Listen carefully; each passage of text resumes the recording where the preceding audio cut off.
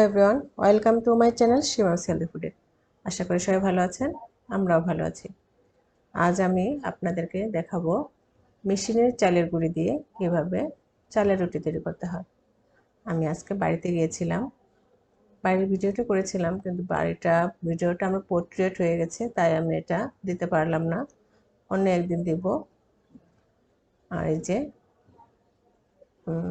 বাড়িতে যে রান্নাঘর আছে ওইখানে আমরা চালের রুটিটা তৈরি করেছি।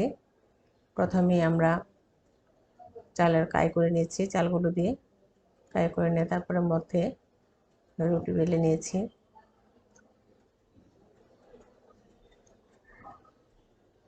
চালের রুটিটা একটু ডিফিকাল্টই লাগে, বিশেষ করে চালের কাইটাই আসল। এটা ভালোভাবে আপনার কাইটা করতে হবে। পানিটা গরম হয়ে আসলে তারপরে এতে আপনার একটু লবণ দিয়ে তারপরে চালের গুঁড়িটা দিয়ে নাড়তে হবে অনবরত।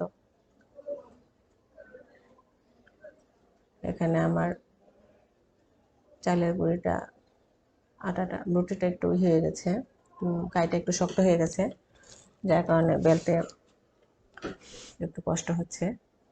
আপনারা একটু কাইটা একটু বুঝে করবেন। এটা আসলে হাতের কাছে, কখন কাই সফট হয় কখনই হয় একটু বোঝা যায় না। এই গ্রামের বাড়িতে চুলা,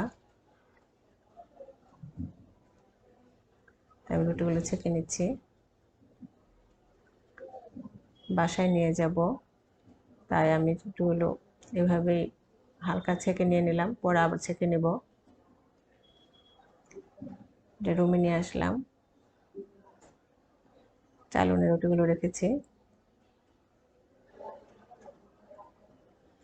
দেখতে খুব সুন্দর হয়েছে, যদিও কষ্ট হয়েছে রুটিগুলো তৈরি করতে।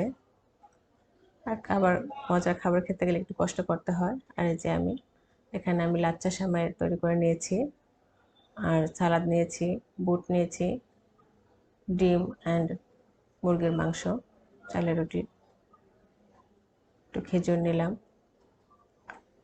সবগুলো আজকের খাবার। ভালো লাগলে অবশ্যই লাইক করবেন, কমেন্ট করবেন। সবাই ভালো থাকবেন। ধন্যবাদ সবাইকে।